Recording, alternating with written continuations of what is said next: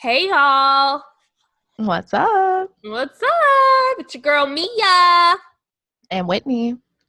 Welcome to Black Coffee and Tea Podcast. We are excited to be tuning in with you guys. We got some really awesome topics tonight. First up on the list, Drum roll, okay. Red Table Talk. Oh, yeah. Red Table Talk. It's going strong.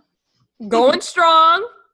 I was very pleased with the first season. Love how this second season is starting out. The first episode was great. I was really hoping Will and Jada were going to dive into more of their relationship. Just because I think they're a really dope couple, and then also to put away some of the rumors that we've learned over the several few years or long years. And I feel like they did shed a great light on stuff. I do feel like they left a lot of things open-ended. What do you think they shed a light on? So I'm speaking to season 2, episode 2. I think that there's another episode that's come out, or maybe 2 episodes that have come out since that episode. But in this particular episode, Will and Jada talk about, more about their marriage and just how different their marriage is in comparison to society's viewpoint on marriage. They really did not lean into just how different, but they let us know that motherfucker was different. They were being very careful with their word choices. Very careful. And they were very specific in the sense of letting us know that they don't even consider themselves married, like meaning they don't say they're married anymore. They just say they're life partners. Which is cute. I like it. I almost kind of feel like it's like a rebellious thing though. It's kind of like when your parents tell you don't do something and you do it on the other end of it, because it's like life partner. Ultimately, marriage is supposed to mean life partner, but again, each marriage means something different in each household. So I got what they were saying when it was like a life partner, but again, married, life partner, all the same thing. So she made a comment. Let's talk about one of the comments she made, which was, I don't care if I'm on one end of the house with somebody else and you're on the other end of the house with somebody else, we gonna be in this house together. Okay? Yeah. Like, she said that, and her mom was like, and I thought that was crazy. Yeah. Now, if we talk about it, that's the comment I noticed too. Yeah. And, she said it was kind of like, if you gonna be, like a hee-hee, but girl, we know that there's some underlying truth behind that comment, meaning she meant that. Like, it wasn't like he. It was like, nah, nigga, I'm serious. If I'm on this side, you on this side with somebody else, but we go, at the end of the day, we still gonna be in this motherfucker together. Like, there ain't no divorce, bitch. So he feels the same way. Well, here's my other thought on this. So I was reading a lot of the comments when this episode posted, because, they post little excerpts. And in this particular excerpt that the Shade Room posted, Will was professing his love for Jada and how, like, he feels like really if he did not meet her, he feels like he would be searching for his forever. And it was really sweet. And it was really it was great. And you had a lot of comments that were like, I want this relationship. I want what Will is the great guy. Jada, she's the best. I want this. Like, why are there no guys like this? Why are there no marriages like this?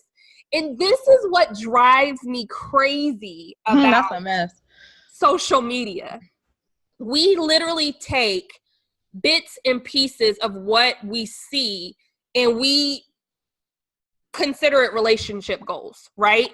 It's not all of our fault for believing it, because it was an excerpt. And in that moment, if you didn't know the context of the previous the whole conversation of what it was said in, then you would be like, oh my God, it's romantic. And it was sweet. I don't care if they have an open marriage or whatever. The comment was sweet. Yeah. However, Will had said numerous times, because Jada, her dislike for the things that she's allowed to put up with within the marriage, you know, she felt like, and he did too, that their marriage and the things that he thought would make her happy that didn't were more for him than for her. So for 40 years, she's gone around miserable. Well, maybe not 40 because she met him probably in her 20s, but I'm saying for the majority part of them being married, even on their wedding day, it was everything she did not want. The house that he built for her, it was something she did not want. Her 40th birthday, something she did not want. Will had all of it, you know, this was all Will. And so at 40, she came to the realization, like, listen, we're about to do shit my way. Like, because this is not how I want to spend the rest of my next 40 years or however long I'm on this earth. And at that turning point, she made a very direct comment to Will and said, you know, we got to figure this shit out. Forget our family, forget our friends, what they think this is. Me and you have to come up with an understanding to where you and I are good, and then everything else can be good. And I think even in that moment, Will was like, it took me a moment to get used to this new concept of this marriage. For a man to say that, meaning that woman has enough power that she's laid it down to the point where it wasn't no man saying, this is how it's gonna go. No, he said, I'm not gonna lie. It took me a minute to get used to this whole new thing. Whatever that means, leave it up for your interpretation. But for a man to say it takes a minute to get used to some shit, come on. Like, she out here making herself happy, and they've said it in the interview again. They're like, we are allowed to do whatever we want to do as long as it makes us happy. Their words. We are not owners. We do not have a relationship where we say, you cannot do that. You are not allowed to do that. Because what you find is that people who change themselves because to meet you where they think how you want to be perceived. So basically, if I'm with someone and I know he's flawed, and it's like, okay, but in order to be with me, I need you to be this person, or else you're going to lose me. And what happens is that a lot of people are like, okay, I'm going to switch it up. Like, no, I'm going to be this person for you because you need me to be this person, or else I'm not going to have you in my life. And what you find is that that's not unconditional love. And in that clip, the one thing that I thought was very, very powerful was the fact they have true unconditional love. A lot of people's situations, you love them, but with conditions. I love you if you do this. As long as you do this, we're good. But if you do that, I'm gone. And that's not to say you sit up here and be a dummy and you get beat up on and you get abused and cheated on and da-da-da. I think it's deeper than that. But I think the understanding that I found to be so deep in all of this was they really understand each other on a whole different level. And for people to sit up here and be like, I want this relationship, this is how it needs to be.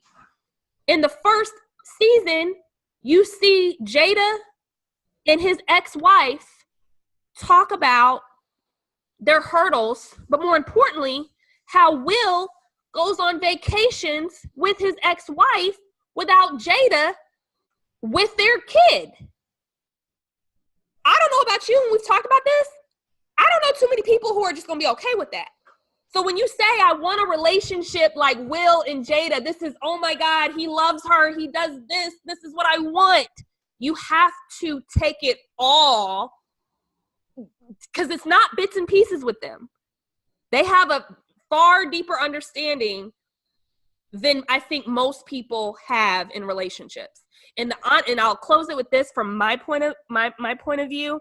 I feel like a lot of times you want your partner to be honest, but if your partner was truly honest with you about everything, if your partner was truly honest, and I'm being so serious right now, whatever it is, would you look at that person the same and be like, I mean, it may hurt, it may be like, I'm a little fucked up right now, but could you look at them the same and be like, you know what?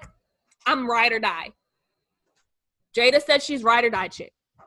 So the interpretation of that for most people is, you know, what it is. And a lot of times people don't feel like they fall in that box of ride or die. But what I'm saying is that a lot of times you want the lie. Some people want that lie because if they knew the truth, they wouldn't be able to handle it. I still think people should be honest, but it's unrealistic to have a relationship like Will and Jada, because even in small amounts of stuff, you wouldn't be able to handle the other stuff that they allow them, you know, they allow within their relationship, I guess is what I'm saying. And the only two rumors that they cleared up was that they're not swingers, because Jada said that's a specific type of relationship. And we're not into Scientology. Just because you're not swingers doesn't mean you don't have an understanding of an open relationship. Those are two different, and she made it clear. She said, we are not swingers because that's a specific type of relationship. Everyone's like, see, I told you they're not swingers. They're not in an open relationship. They're not in an open relationship. I never heard that they were swingers. I heard that they were in an open relationship. I never heard that either. But I think that they so I don't know where they got that from. I've never heard they were swingers. I mean, I've heard that they were freaks and stuff, but I've never heard they were swingers. I never heard they were swingers. I really wanted them to say they were not in open marriage, and they did not discuss that. I think it's pretty obvious they're in open marriage. Girl, nobody got that on them comments. I think it's pretty obvious. I think which was interesting. Yeah. It was so interesting. I'm like, everybody was like, I want that relationship. And I was like, what did I miss? Yeah. Yeah. I didn't they didn't go into detail, but they said enough. I didn't really see the comments like that, I don't think. But that's why, I mean, I think they're definitely in an open relationship. It's pretty obvious. To me, it feels like to me they have an understanding, because I feel like they both are dating the same sex. And so it's like, I think they're able to still get that part of them out, but still find someone who understands them enough to still be with them and still want to be with them. But I think that them suppressing that side, especially Jada, made her unhappy. I mean, that's what I think. It's been rumors that they were both bisexual or whatever for years. So is that what makes you think they're in a, like, what, I guess what's been? I mean, I've always kind of got that inkling. I love Will Smith, and I think Will Smith is a very attractive man, but he has always given me like a feminine, like, I wouldn't be surprised if I heard he was with a guy ever. Okay.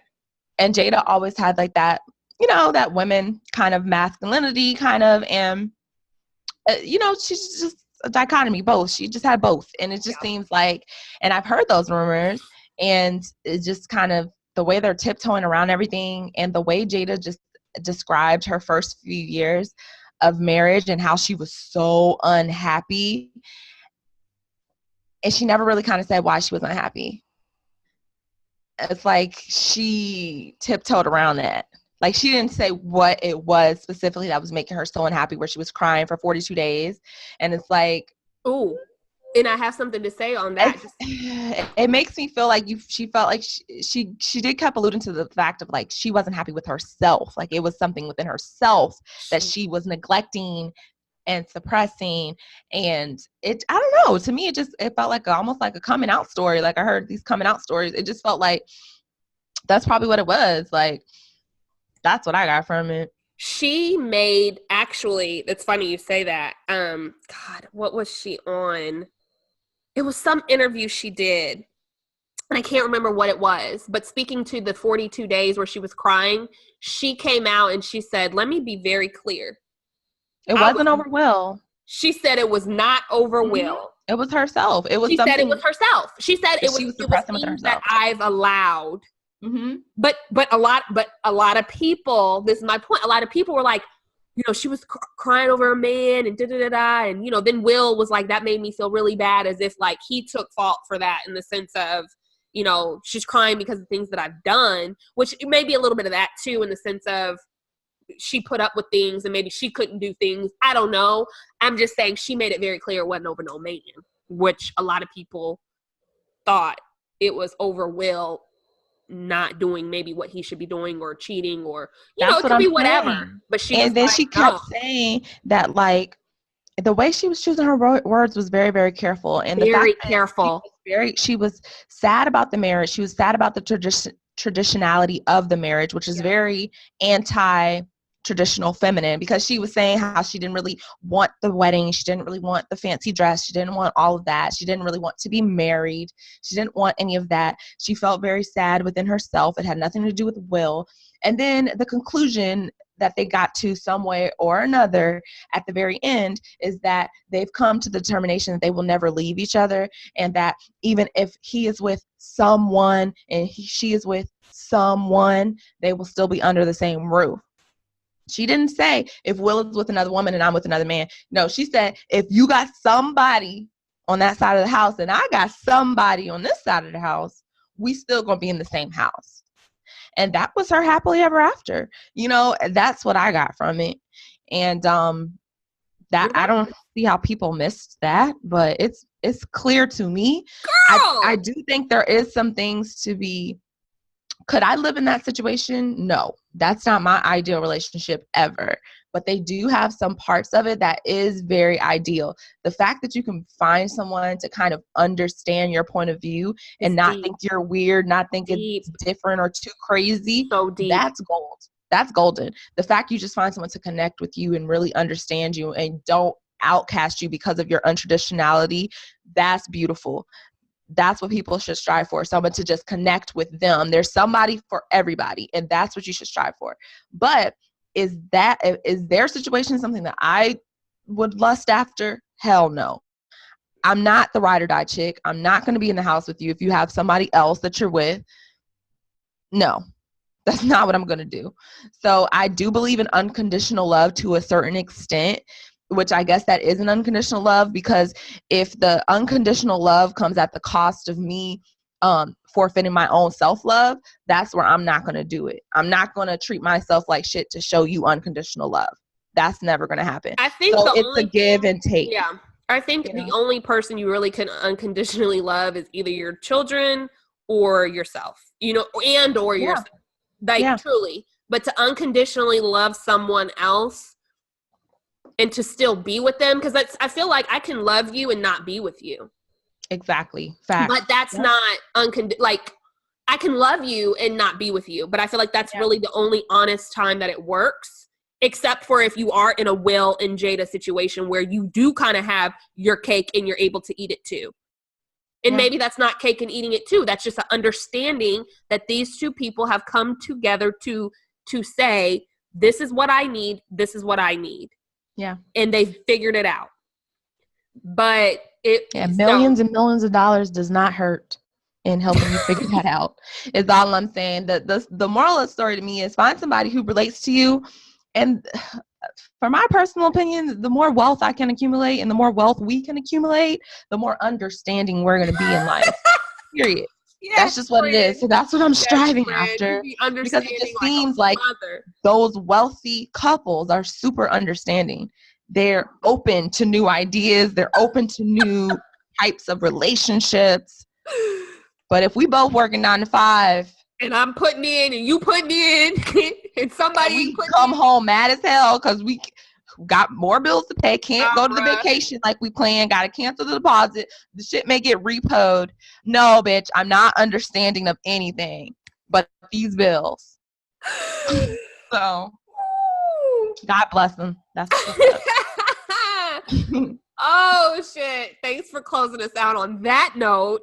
That's a real note. It's a real, like, we can live in these fantasy worlds of idolizing these celebrities and, oh my God, the beautiful understanding, the maturity, and that's great. But at the end of the day, we're not all at that level yet.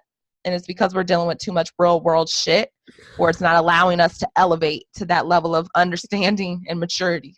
It is what it is. So. Yeah. I agree with you. But she's definitely keeping it juicy over there with Red Table Talk, and she's keeping it juicy. I think I may actually watch a full episode one of these days. So I can't stand you. I'm so done with you. I just catch all the highlights on YouTube. It works out great. Skip all the boring stuff right to the meat and potatoes. Yeah. So. Okay.